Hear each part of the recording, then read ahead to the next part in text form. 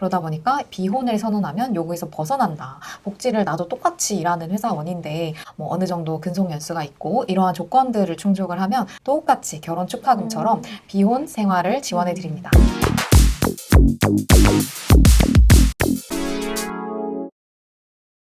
안녕하세요. 네, 안녕하세요. 트렌드 코리아 TV 구독자 여러분. 오늘은 저희가 연말 특집으로 야심차게 한번 코너를 준비해 봤는데요. 트렌드 코리아 2024가 나왔어요. 이제 거기에 있는 내용 중에서 2023년은 한번 돌아보는 시간을 가져보려고 합니다.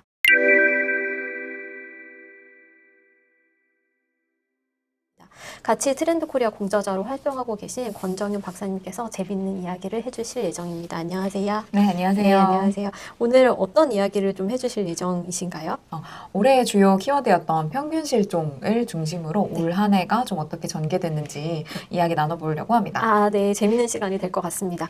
2023년을 여는 키워드, 첫 번째 키워드가 평균 실종이라는 키워드였어요. 여러분 다 기억나시죠? 이 2023년 경제를 좀 간단히 정리를 해본다면 어떤 한 해였다고 볼 수 있을까요? 가장 두드러졌던 건 제 생각에 양극화였던 맞아요. 것 같습니다. 네.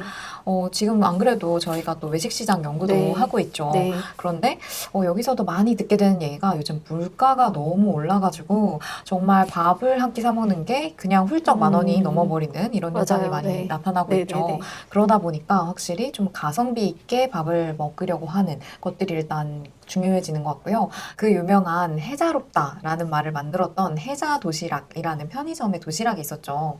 그런데 이 도시락이 정말 몇 년 만에 재출시가 되어서 정말 선풍적인 인기를 끌었다. 자료에 따르면요, 한 6개월 만에 개수가 10,000만 개가 팔렸다라고 할 정도로 정말 폭풍적인 인기를 끌었습니다. 네. 그 정도로 지금 사람들이 정말 가성비를 찾는 이런 시장이 좀 전개되었다라고 볼 수가 있고요. 그리고 이렇게 사람들을 지켜보니까 요즘 소비자들은 이렇게 가성비 있게 밥을 먹지만 동시에 우리의 행복은 포기할 수 없다라고 해서 좀 행복을 추구하는 면에서는 돈을 조금 들이더라도 비싼 디저트를 먹는다든지 하는 방식으로 내 한 끼를 해결할 때에도 이런 양극화를 추구하는 이런 현상들을 우리가 관찰할 수 있는 것 같습니다. 네. 그 런치플레이션이라는 용어가 있잖아요. 요즘에 진짜 체감하시는 분들 많으실 텐데 점심값이 정말 비싸졌어요. 예전에는 백반 하나에 뭐 5,000원, 6,000원이면 먹을 수 있었는데 이제는 뭐 웬만한 패스트푸드도 10,000원 이하로는 찾기가 좀 어렵더라고요. 그래서 좀 힘들다라고 하시는 분들이 되게 많으신 것 같고요. 저희가 말씀하셨듯이 이제 외식업 트렌드를 매년 이제 연구를 하고 있는데 올해도 이어서 배민이랑 같이 연구를 하고 있는데요. 이제 거기 조사할 때 보니까 좀 애매한 가격대 는 식당이 많이 없어졌다 이런 얘기를 하시더라고요. 그래서 이 애매한 가격으로 먹을 바에는 내가 편의점에서 해결하겠다. 그래서 그런 수요가 다 편의점으로 흡수되는 그런 현상들이 좀 일어나는 것 같습니다. 그 평균이 사라져간다. 요거와 관련해서 이제 조직 문화가 빠르게 변하고 있다는 점을 책에서는 지적해 주셨어요. 특히 우리가 SNL에서 MG 오피스라고 많은 분들이 좀 보셨을 텐데 그 MG 오피스가 인기를 얻었던 것도 좀 비슷한 맥락이었던 것 같아요. 권 박사님은 어떻게 보세요? 네, 정말로 그걸 사례를 보다 보면 정말 그렇게 똑같이 행동하는 사람이 있진 않지만 어느 정도 공감이 가는 일들을 주변에서 많이 볼 수 있었던 것 같아요. 사실 제가 굉장히 어린 시절 일을 떠올리게 하기도 하고요. 그래서 뭐 예를 들면 굉장히 재미있는 장면들이 많은데 뭐 회식에 갔는데 신입사원이 굉장히 가만히 멀뚱멀뚱 앉아서 고기를 구워주기를 기다린다든지 하는 어떤 장면들이 내가 사회생활 못할 때 그런 모습이 아닌가 라고 생각이 들 정도로 나 때는? 네.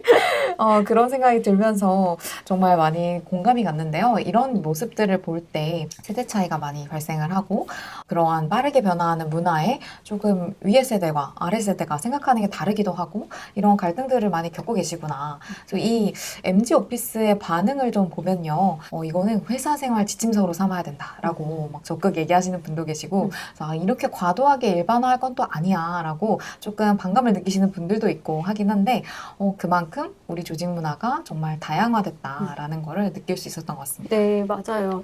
새로운 세대가 조직 사회에 좀 진입하기 시작을 하면서 아무래도 다양한 니즈들이 생긴 것 같아요. 그럼으로 인해서 세대 갈등, 조직 내에서 세대 갈등 겪으시는 분들도 굉장히 많고 저희가 강의를 많이 가잖아요. 근데 트렌드 코리아 강의를 이제 말씀을 드리면 그래서 저희 후배와는 어떻게 소통을 해야 되나요? 뭐 이런 고민을 가지신 부장님들이 되게 많으시거든요. 그래서 이런 조직 사회 내에서 뭐 이런 세대 갈등 갈등이 많아지구나 그런 생각도 하고 세대 갈등 외에도 다양한 라이프 스타일을 가지신 분들이 많고 나의 라이프 스타일을 회사에서 존중해 줬으면 좋겠다 이렇게 생각하시는 분들이 많아서 좀 그런 변화에 좀 발빠르게 그 회사나 조직들도 움직이려고 하는 것 같습니다.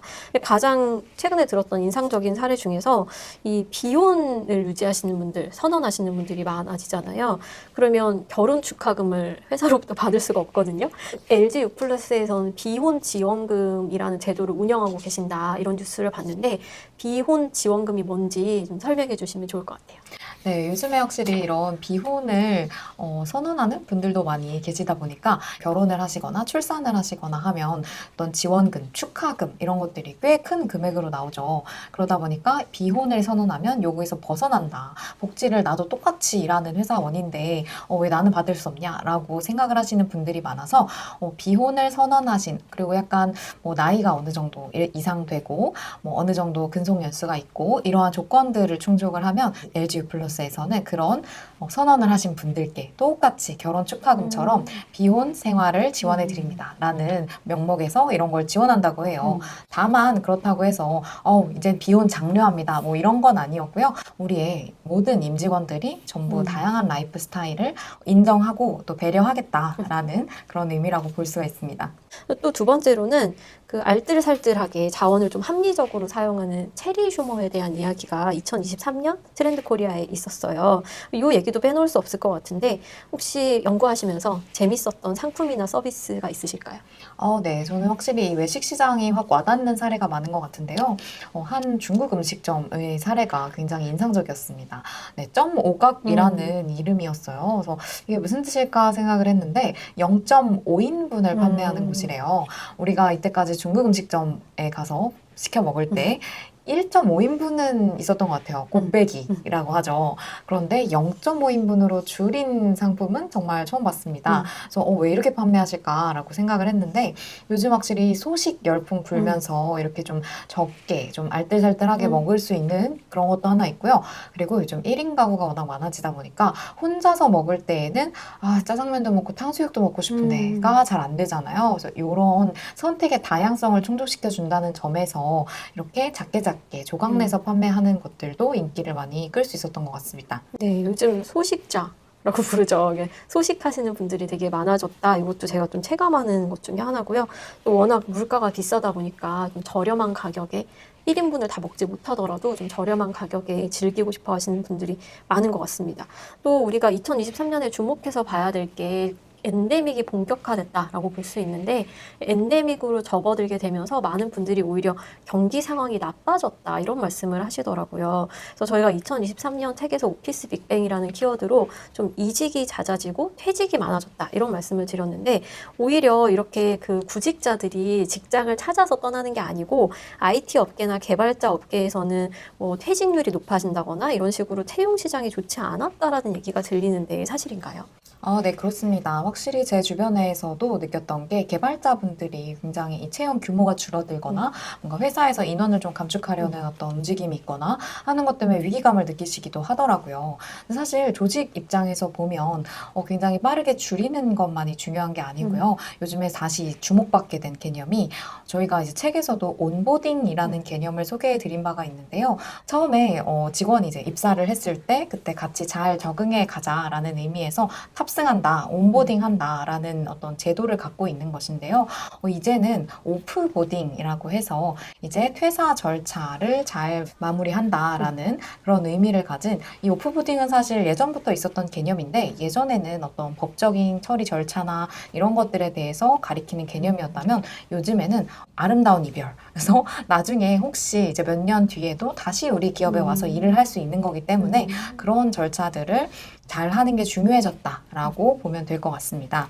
네. 그래서 요즘에는 여기서 조금 더 나아가서요. 퇴사한 직원들이 조금 더 잘 자리 잡을 수 있게 그것을 아웃플레이스먼트라는 용어로 설명을 하더라고요. 퇴직도 많아지고 이직도 많아지는 상황에서 그 커리어를 단순히 우리 조직 내에서만 머무르는 동안에만 관리하는 것이 아니라 그 이후까지도 다 여정으로 하나로 생각을 하는 것들이 좀 중요해지고 있지 않나라고 생각을 해봅니다. 네, 이렇게 해서 저희가 이번 시간에 연말 특집으로 2023년 트렌드 코리아에서 다뤘던 평균 실종과 체리 슈머, 오피스 빅뱅에 대한 이야기를 해봤는데요. 우리 지금 이 방송을 보시는 구독자 여러분들께서도 2023년이 어떤 한 해였나 요거를 한번 되짚어 보시는 그런 계기가 됐으면 좋겠습니다. 감사합니다. 감사합니다.